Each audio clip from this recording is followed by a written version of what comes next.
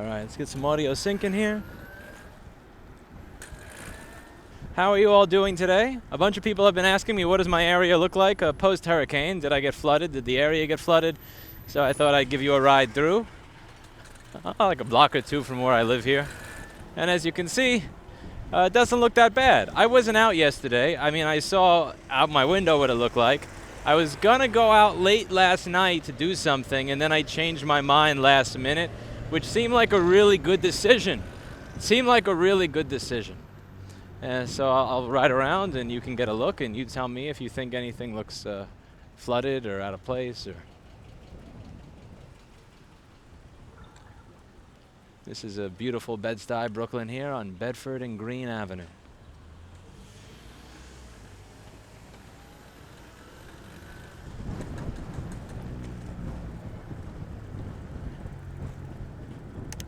Another day, another bunch of people with hazard lights on in the bike lane.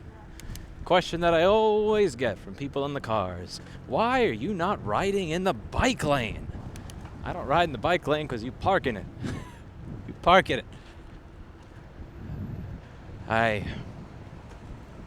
So I'm excited. I got my Massachusetts trip coming up over the next few weeks. I'm going to be visiting a bunch of repair shops. I think I actually got around 20 or 24 of them to respond. There's about 40 that haven't. We'll see. I got one that said, no, thank you, we're too busy for a photo op. Ouch. Ouch. You know, it's more than a photo op. Don't want a photo op. Want to see if I can get you to show up in the lobby so that it's not just one jackass from another state showing up when these bills come up, but whatever. Okay, cool. You know, not a likable guy, I understand it. We got some bunch of other people who are kind of excited. I want to try to get a little campaign together of what to tell your customers. That when you get those customers that are really excited and really grateful, I want to try and get people to, when they're at that point of what can I do? Wow, thank you so much. Is there anything I can do for you? A tip or something? Here's what you could do for me. Here's how you could help us all. We're going to work on that. I'm excited. We'll see if this gets me anywhere. I don't know if it will get me anywhere, but I figure if I do it, I'm more likely to get somewhere than if I do nothing. And if this works, then I also have a template that I can use for other states. I'm kind of teaching myself how to be an activist or an advocate or whatever the hell, lobbyist, whatever you want to call it. Because hell if I know how to do this stuff. But I think it'll be fun. I think it'll be fun to find out. So the topic I wanted today's video to be about, since there's clearly no hurricane stuff to look at here, my area seems to be completely unaffected by it so far, was the topic of forgiving yourself. This ties into some of the older videos I've done, which is really kind of like the importance of doing anything rather than nothing. It's like one of the most harmful things that you can do is sit at home, figure, well, there's no opportunity, there's nothing for me to do, so I guess I'm screwed. Because then it kind of becomes a self-fulfilling prophecy where you are screwed. And one of the important things to actually get on the road to doing that is having the ability to forgive yourself. To forgive yourself. I forget where I heard this said. It was something along the lines of successful people, when they fail, will say, crap, I don't want that to happen again, and try again. And failures, when they fail, will tell themselves, I'm a loser, and then give up. And it's a big part of what makes it really difficult to try again is feeling like you don't deserve it, or feeling like you don't deserve the chance to try something again because of how badly you've screwed up. I was thinking about that the other day, because I've made quite a oh, fuck you and your honking. Seriously. I was thinking about this the other day just in context of many of the bad life decisions that I've made over the past, I would say, 13 years. I always feel this horrible sense of guilt when people who watch this channel say, I hope to be as successful as you someday, or I look up to you. It's like, why? Like, really, why? There's so many people that are much less fuck-ups to look up to. But I was thinking about, what would have happened if I... Oh, really? What is... This is like a fucking maze. Jesus Christ. Guess this explains why gas is almost $4 a gallon. Look at the demand. The people on the road. The people in the bike lane. That's a lot of idling. Anyway. So this is seriously a lot of traffic.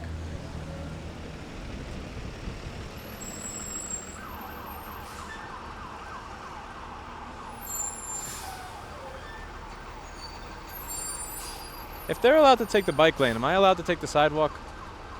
That's not fair. But she's doing it, so I'm gonna do it. It's not really a great bar for morality there, but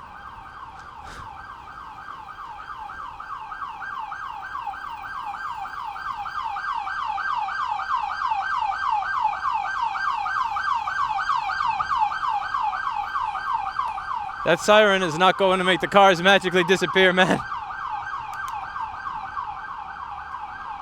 Police need to get themselves some bufangs with phase runners.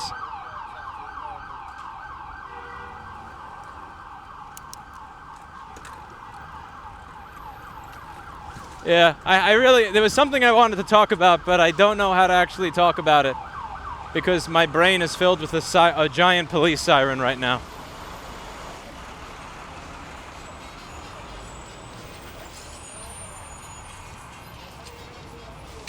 This is something that really, I misunderstand when people in my comments would say, when are you going to grow up and get a car? Fuck you! Because getting a car seems like a really miserable thing to do in this city. Go, you fuck! Pick a lane, left or right, pick a lane! So that I can pick a lane! Alright, beautiful.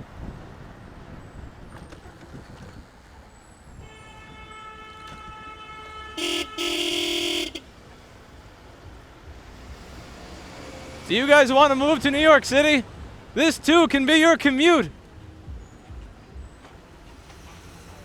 Whoa, that was a close one. Hey, wrong way, one-way street. What the fuck are you crossing for, man? It's red for you. That guy, the pedestrian crossing, that was a red light for him and a green for me. What the this is cool. I almost forgot what the pre-COVID commute was like. I really did. The pre-COVID commute was like this, and I just like, for a year I forgot about it, because the road was kind of yours for a year. There was no one on it. And then it all just kind of came back, and now it's, yeah. This commute can be yours. Don't delay. Get a $4,000 studio shithole apartment in New York City today.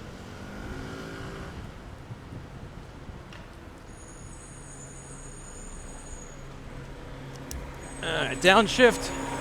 Vroom. Let's downshift and jump ahead of all these people with a little bit of acceleration.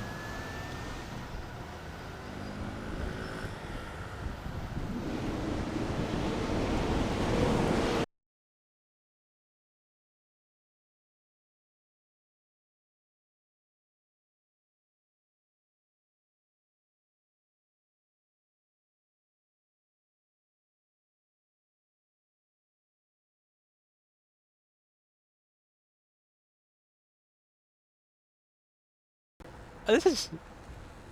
I'm road raging. I'm road raging. Rage roading. I don't know what you call it. Okay. Let's breathe in, breathe out, and remember what the topic of my video was. Forgiving yourself after failure. So I forget where I read this. It was something along the line of winners are people... They're not people that don't fail because they fail constantly. It's just when they fail, they don't tell themselves that they're losers and give up. They just say, shit, okay, that's something I'm not doing again. That's something I'm not doing again. And then they learn their lesson and they move on. That people who succeed or people that get rich are often people that just failed over and over and over again. And one of the hardest things that for me over the course of my life has been learning to forgive myself. It's very easy for me to fall back into the mindset of believing that I am a loser. I will always be a loser. And I grew up in a household where I had a parent who would always call my dad a loser. You know, he had about 7 different surgeries. He had to change careers. He had all sorts of shit happen to him. And you know, he dealt with it in stride. Like, again, if I had to have 7 surgeries and I had a job that required I get up and stand for 16 hours a day, I probably wouldn't, you know, I can't say that I would have done as well as my dad did. But he had a lot of shit that he had to deal with. And I believe that he chose the wrong person to spend his life with. I think that would be, I think he would, I believe he would agree with me. And I believe that, yeah, so that's a lesson that I learned there. Be careful who you choose to spend your life with. Because when times would go down or shit would happen, she would constantly talk about what a loser you are. I can't believe you let this happen. I can't believe you would do this, blah, blah, blah. I can't believe I married a loser. And anytime I would disagree with her on virtually anything, we would just kind of have this back and forth. It was, hi, how's your day? You're going to be a loser just like your father. And I think I really don't think it was until I hit my 30s that I realized just how much that shit actually affected me. Because when I look back, it was very, very hard for me to not see myself as a loser when I would fail at different intervals in my life. And I think one of the reasons I feel really the urge to push back when people that I see in this comment section look up to me or think, wow, I wish I could be like you, is because I see myself in many ways as a person who was a loser and a failure for much of his life. And it was really difficult for me to move on from that and get to doing the next thing. Oh man, this acceleration's crazy. Look at this. Look at the fucking acceleration here. Okay, we'll leave that for later.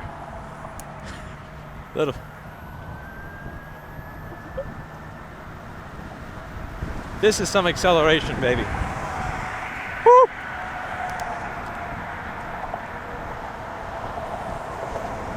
I really wish I could put this Phase Runner screen on the as an overlay.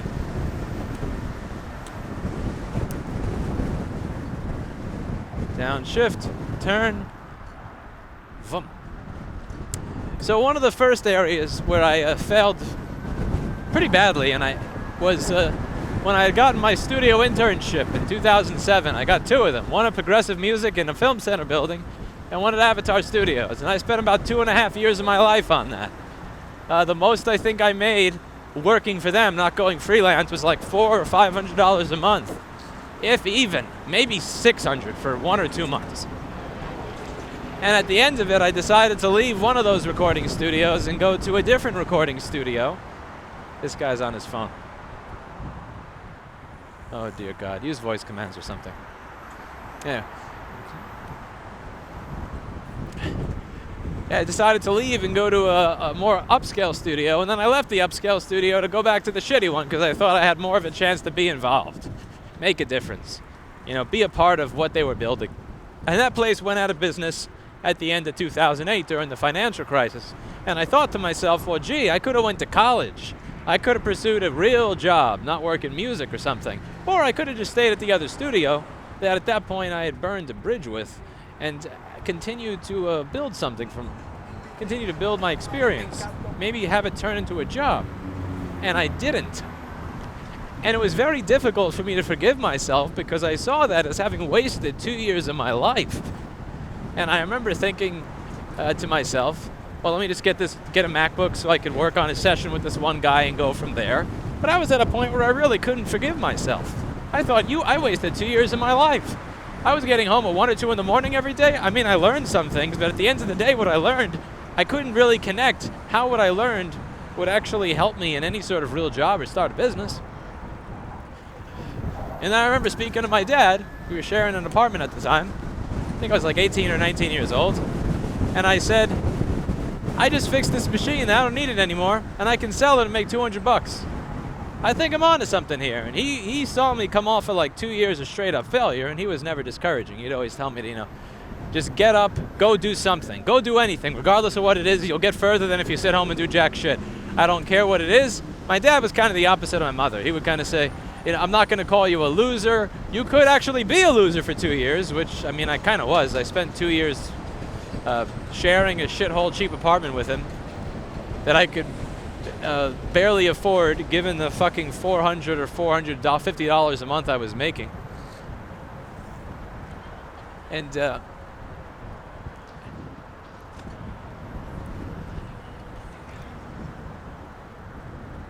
I tried it. And about 5 or 6 months after that, I'm never gonna forget the first time I made $1,000 in a week. I don't know why that was a milestone for me, but it was. And when I got to that milestone, it was interesting what happened. All the guilt that I felt over wasting 2 years of my life kind of went away. I failed for several months on the way to that first week where I made 1,000. And for many weeks after that, I made considerably less than 1,000. But I tried to not have my brain focus on that part as much. After a few years of, some weeks where I make 1,000, some weeks where I make $50 or 100 going by, I wound up getting to a point where someone propositioned me to start a supply company, a supply business. And I started a supply business, instead of it just being a side thing, as a full-time company with the investment of about $20,000 that someone gave me. Over time, I got a $150,000 line of credit, a lot of other money that was able to come into that company, and I wound up making decisions based on wanting things to grow faster. See, I thought that my business was going to fail, and because I thought my repair business was going to fail, because I'm a loser, that I needed to make as much money as I could in this particular instance, right here, right now, and if I didn't, I would be done for. I would be screwed for the rest of my life. So I made a lot of really, really short-term decisions. Admittedly, it didn't help that the person who gave me the loan and co-founded the company was always pushing me to make more money immediately. Rather than, he didn't like anything that had a long-term plan. He was like, screw this, which I didn't. I thought this guy has more business experience than I do. I'm 21, he's 52. I guess I should listen to him. Big lesson learned there. Your elders don't always know more than you. They're just sometimes more greedy, or have a smaller timeline to work on than you do.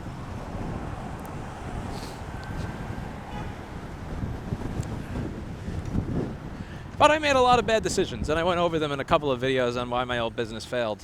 And it was actually very difficult in 2011 for me to admit that I had taken an opportunity that other people would have killed for. Again, a $150,000 line of credit with a stupid low interest rate, a $20,000 investment, plus a bunch of other money that got thrown into that company. A lot of other money that got thrown into that company. And I was a dude at that time who considered, who never had more than $2,000 or $3,000 in his bank account. So to take that and to turn it into a point where that bank account, I think at one point was like minus $17,000. Wow. I mean, I remember sitting in my chair at one point in November of 2011, thinking to I sat in my chair for a good 4 or 5 hours. And what I couldn't get over was the opportunity that I had kind of destroyed. Because that's what I did. I took an opportunity and I lit it on fire. You could have pretty much taken that money and lit it on fire and actually done a better job than I did, because not only did I manage to take that money and light it on fire with bad business decisions and short-sighted business decisions, but I also managed to take that and turn it into a negative. So if someone gives you that amount of money and you light it on fire, you're still actually better off than I was, because I managed to actually go negative in addition to that. Just a horrible, horrible abomination of business. And I was at a point there, I had about two choices. So behind door number 1, while I was sitting in that chair, don't forgive myself. Say, your mother was right. You kind of are a loser, just like your father. You're never going to make anything of yourself. Look at what you fucked up. All you do is you fuck things up. You take good opportunities and you screw them up. I could hear a voice in my head the entire time, to be honest with you. The next thing you could do is say, I forgive myself. I screwed up big time. Let's try again. Now, it's really hard at that point, because it's easy to say, well, you don't deserve to try again. Look at all the opportunity that you screwed up. Why do you deserve to try again? Why do you deserve to put any effort in and try anything new? But I did. I wound up putting a bunch of ads up on eBay for MacBook motherboard repair. I had just met somebody around that time that it was showing me about that there's a vendor that deals with outsourcing in China very cheaply. It was like 60 to 80 bucks a board.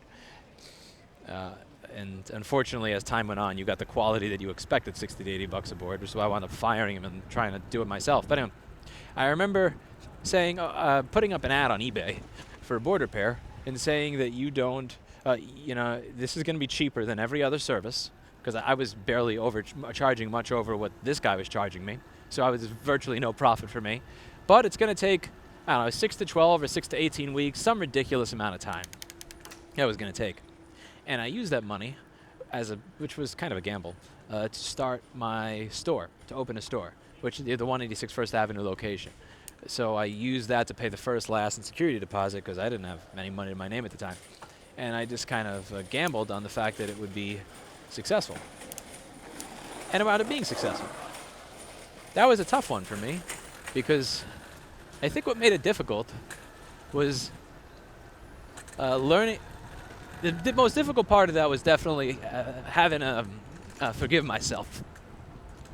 Allow myself to realize that I screwed up a once-in-a-lifetime opportunity. And, all right, let's try another one. Let's try another one.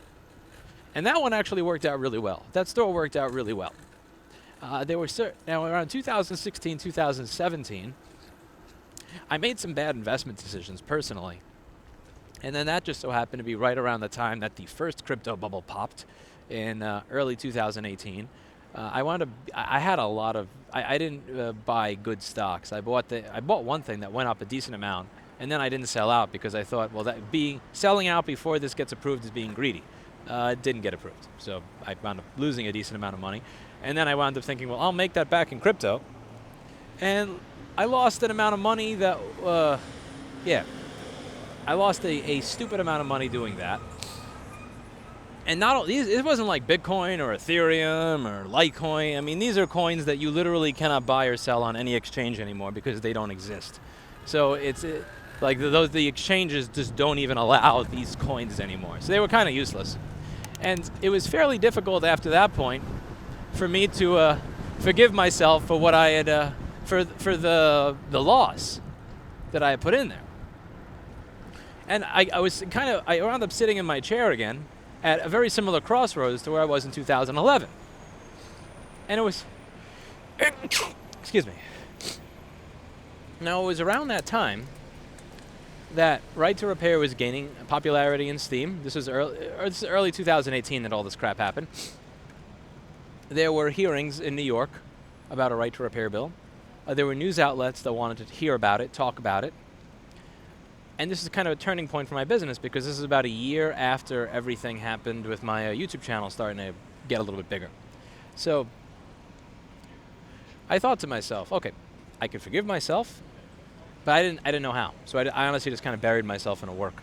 Because now I'm thinking about two things. Well, you made a bad investment, but also if you hadn't screwed up everything that you screwed up in 2011, you probably would have went from being someone who started with nothing to being a millionaire by now. There's a very good argument that if I did not screw things up in 2011, that I would have went from being somebody who had a few $100 in his pocket to being a multi-millionaire within a few years. And besides the 2017 and 2008 things that I did that were pretty stupid. And I think about what happened around 2018. That CBC News piece that came out massively benefited my business. That piece wound up getting done about 6 or 8 months. I think it was filmed 6 or 8 months before it actually came out on CBC News. It was a piece on the Genius Bar versus an independent repair shop. It's one of the most viewed videos on this channel where they go to the Genius Bar, they want $2,000, and I bend back a pin. And they initially had come to me with a story on how Apple is, quote, bad with upgrades. And I remember telling them, I don't think that's a good idea for 2 reasons. In addition to the fact that that's horribly boring, you've essentially created the conclusion within the thesis of the story. So, how Apple is bad with upgrades. So you're seeking for them to be bad. Whereas my idea for a story, bring Apple a machine, bring me a machine, and give each person, and then, show what each person says is wrong with the device, and show what the quotes were from each place, that's a real story. Because it gives Apple the opportunity to be the good guy, to do something good, to not screw up. It actually assumes, that they're not bad, but rather that they have the ability to do good by the customer. Which, again, if you've been watching this channel for any length of time, you and I both know the odds are fucking against them in that one. But at least I'm not predetermining the story for them. And that piece, I spoke to a lot of news outlets that year, and I started becoming a lot more involved with traveling for Right to Repair over that year and a half. And what I noticed is that it started to get a lot more attention. It also got the business a lot more attention when that CBC News piece came out, and the business also grew a lot to the point where I wasn't really that mad over my 2011 business failure or my 2017 and 18 market losses. Now, come 2019, I realized that business is expanding. There's a lot, and I cannot do classes anymore. I used to teach classes at the store. I can't do classes anymore because I can't physically fit any more people in there. It's getting really, really crammed in that store. We have customers that are getting pissed because they're actually waiting outside because there's no space to deal with more than 2 customers at a time in that little dump of a store. So I decided to move to a new store. Now, I deal with negotiating for months on end with lots of unscrupulous landlords. You saw the whole, and unscrupulous realtors. You guys watched that whole series. I was stressed out. I was like, I had one mistake that I made when it came to getting a contractor to do some of the basic work that I wanted done on the space so that people here could be comfortable, because what it needed was a floor that was flat. As flat as the earth, as I like to joke. I'm sorry to piss off the conspiracy theorists, but I'm not a flat earther. I just like making fun of you is all. And what happens with that is, I ask someone who I used to work for, who had a business for 15 years, what I should do about my situation, and he refers me to somebody that gives me to Eugene. And after that happened, that was about $30,000 or $35,000 down the. I would say $35,000 was wasted, in addition to another $12,000 in rent because I was paying rent during the time that was happening. So I would say about $40,000 in mistakes. And I found it really difficult to forgive myself after that. But I also found it difficult to forgive myself with everything that came afterwards. Because what came after that? What came after that was COVID. Now, COVID is not my fault. I was not the cause of a virus that changed the outlook of business throughout the world. But it was my choice to move to a place that was 2.5 times more expensive with a 10-year lease. That was my choice. And I did that right as COVID hit. And right as I took a $35,000 to $40,000 hit, because for the 1 second that I had my guard down, just for 1 second, and trusted someone that was that was a business mentor to me, I got screwed out of over about $40,000. And it was really difficult for me to forgive myself over those 2 decisions. And what's interesting is that's kind of where I am right now. That's where I am right now. It's easy for me to go, what if I hadn't moved? Not only would I have saved that money, but I also would not have a back rent or back personal debt of a large amount of money that I am that I owe as a result of the decision that I made. Also, over the past 1.5 years, I've been worried about whether or not my business would be able to be viable. Would I be allowed to stay open? Would business ever come back to a point where I'd be able to pay this amount of rent? And that has caused me to make decisions that were not always the best decisions. I've made some money in the market over the past 1.5 years, and I've lost some money in the market over the past 1.5 years. But anytime I have a loss, what I've noticed is that it's very, very difficult for me to forgive myself. And one of the areas where I wish I had the ability to listen to my own advice was in the value of being able to forgive yourself over time. Because if I didn't forgive myself over the recording studio thing, like let's say I just didn't forgive myself in 2008. I spent 2 years and I wasted it. I guess, you're not, you're worthless. You're a loser. You can't try out a new business idea. You can't try out a new thing. Don't fix a MacBook and try to sell it online and see if you could turn that into something. If I didn't do that, I wouldn't have a channel with 1 million subscribers. I wouldn't have a store with like 12 employees. I wouldn't have a business that admittedly has very, very questionable viability right now, but at the very least has an international brand name for doing good work and has put a large dent into making component level repair viable again. One of the most important things I've found in life is the ability to look and say, I lost, I screwed up, I failed. I did something that anybody else in my position would not have done. I made a mistake that nobody who has an IQ over 60 would have made. I did that. I forgive myself. I'm not doing that again. And then to not do it again. What makes it difficult for me is that sometimes it's difficult for me to separate the gambles that are good from the gambles that are bad. And that's been something that's been very difficult for me over the course of my life, is because when I think I'm making a good decision or a bad decision, what makes it hard for me is that everybody around me thinks that the decision I'm making is bad at the time that I'm making it. So for instance, let's take the decision to go into trying a MacBook repair as a business. Right after the depression, right after the economic recession took hold, right after I realized that I had wasted 2 years of my life pursuing a different career in the recording studio business as either an engineer or as a recording studio technician. There are people who would look and say, listen, you spend 2 years, you failed for 2 years, you didn't listen to people's advice for 2 years, get a real fucking job. Go back to Modell's. Go back to Good Temps. Seriously. And the decision to try something kind of really ridiculous during an economic recession was fairly risky. It's a gamble. Opening that store using money that I earned through selling services that were not yet completed at virtually no profit margin, essentially taking, kind of running a Ponzi scheme on my time for the future in order to be able to, work long enough hours to be able to make enough money to be able to pay that back once I paid the store the first security deposit and all that. That was a fairly risky gamble, but it worked. Buying all the equipment that I did in 2010 and 12, and then again in 14 to try out doing board repair on my own, that was a risky gamble. And people that I worked with at the time, God rest his soul, I remember Milan looking at me and going, you are putting a lot of money into this. That is not the thing to do. The thing to do is to stop feeling bad when you tell customers it's going to take 2 to 6 weeks because you're outsourcing it to China. You need to become a better, Milan would tell me, you need to become a better salesman rather than take these gigantic financial risks, buying all this equipment and taking all this time trying to learn all this shit just because you don't want to have to sell customers on it taking 2 to 6 weeks for a repair. That's what makes sense, Louis. That's what's viable. And a lot of other people told me the same thing, that, are you sure? You're not really qualified to do this. You have no education. Is this really what you want to do? And, it was quite a gamble. And those gambles all just so happened to work out very beautifully for me.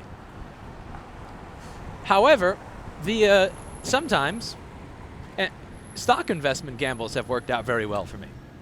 Sometimes they have not. Sometimes moving to a new location has worked out well for me. Sometimes you wind up with $92,000 in back rent debt because a pandemic and your local city government winds up destroying the economy. And what I've noticed at the end of it is it's really easy for me, personally, to kind of beat myself up and say, man, I'm a loser. Anybody could have seen this coming. Anybody could have known that you shouldn't make this bad decision. But I very rarely give myself credit or call myself a winner when something that I do goes well.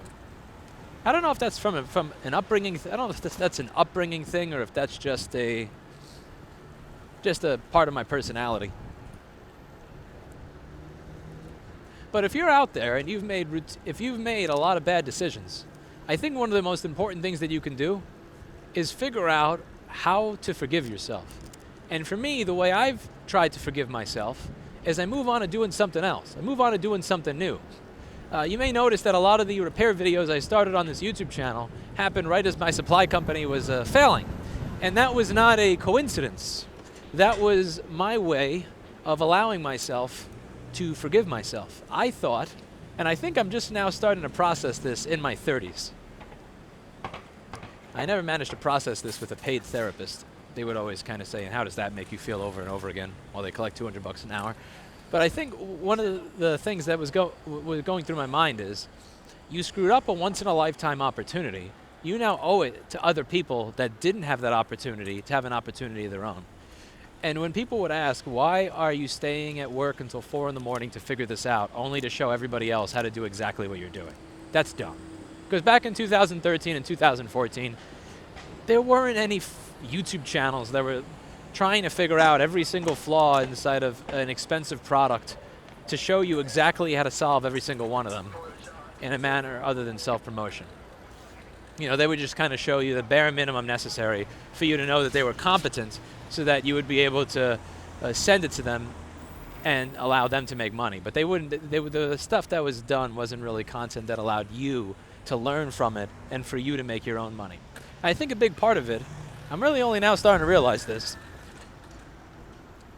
I think a lot of the work that I do, whether with Right to Repair, with lobbying for it so that repair shops can exist into the future, with teaching people how to do repair with these videos, or even with this new 501c3. We've got some new articles on the...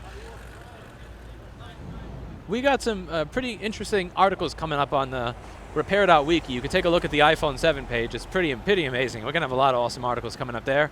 We got a makerspace I'm working with that's going to be able to offer some workshops hopefully within the next month and a half or so.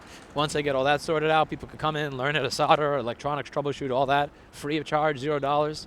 Is I think a big part of why I started offering that stuff, and why I committed myself to it, is because it was a way to allow me to forgive myself. Okay, you screwed up this opportunity that if anybody else had this opportunity, they would have went away a millionaire in their 20s with it. They would have had a much more stable business or a much more stable life, and you didn't. What you could do is you could help somebody else have that. That kind of helped me. It helped me forgive myself. It's not, it didn't do everything. It wasn't foolproof, but it helped me get started with it.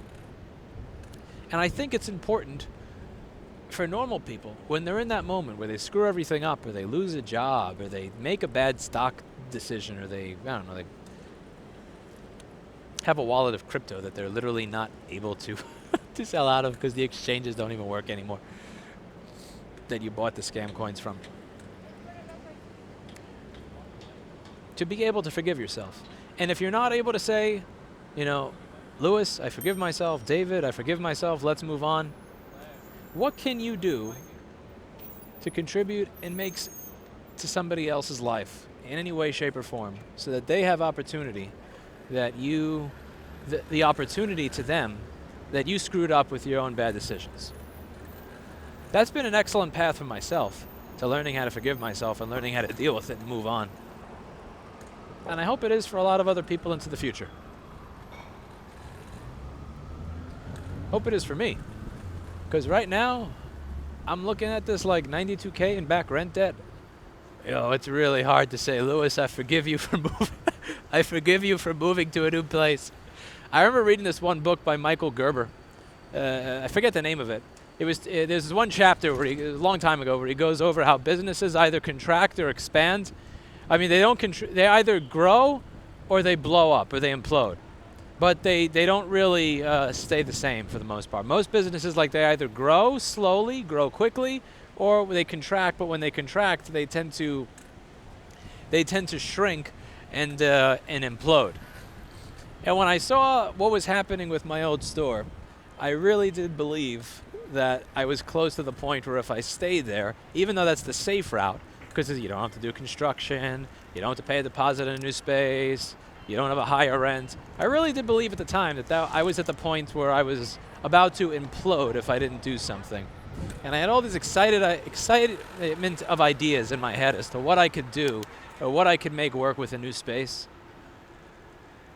Yeah, I just want to go back to 2019 and just kick myself in the nuts so hard. Very, very hard.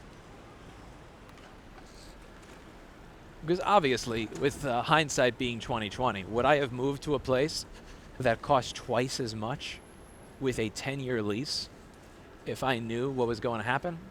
Oh, hell no. Hell no. Hell no.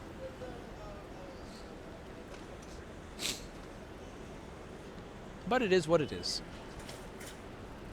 A lot of people got pissed at Trump in that Axios interview he did, where he said it is what it is. I think he fucked up that interview big time. But the one thing he said, it is what it is when something really horrible happens.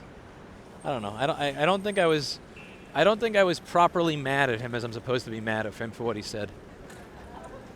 I guess the reason people were mad at him is because it seemed like a complete, utter lack of empathy for hundreds of thousands of people dead. I guess if you're the president, you should be able to at least fake some empathy if you don't have it at that point in time. I don't know how I got into that rant. I guess with this, it is what it is. It is what it is. Anyway, I'm going to stop going around the block. I'm procrastinating because I have some paperwork to do. Some very, very annoying paperwork for New York State Department of Finance. I got some fan mail from them earlier, and I have to answer it. I will see you all in the next video. So I'm gonna go into the store here, ride up into my office. Damn, it's empty today. There's nobody here. Let's run over Kevin. Hello, Kevin. How are you today? Hello, Anel.